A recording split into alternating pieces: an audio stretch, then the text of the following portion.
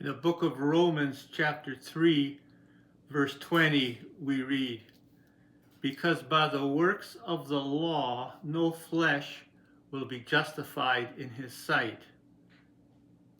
For through the law comes a knowledge of sin." Are we talking about the same law here or a different law?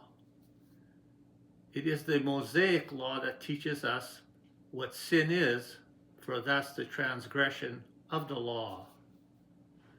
When we read the word works and the word law, the word "the" in front of works and the word "the" in front of law is not in the scripture.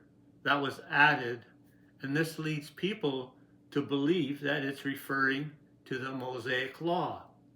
It is not. "The" has been added to works and law. It's actually referring to man-made laws. And that's why it says, no flesh will be justified in his sight, because it's referring to the law that man has made. In other words, that law came from the flesh. It's not referring to the Mosaic Law, which came out of the mouth of Christ.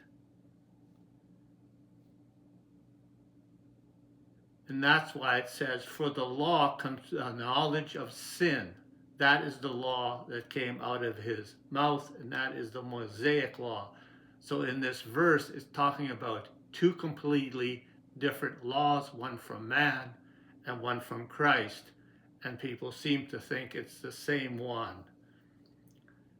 Yes, flesh cannot be justified by keeping the law that flesh has made. Circumcision of the heart is the removal of flesh. In other words, the teachings of men. So when you do the teachings of men, you will not be justified in his sight. The new covenant is all about removing the teachings of men and filling it with the Torah. That's why circumcision of the heart is removing the teachings of the flesh, the teachings of man. In the book of Romans, chapter 7, verse 7, we read, Paul says, "I would not have come to know what sin is except through the law. I have not known about coveting. I would have not have known about coveting if the law had not said, thou shalt not covet." So Paul is very clear that he knows what sin is by reading the Torah.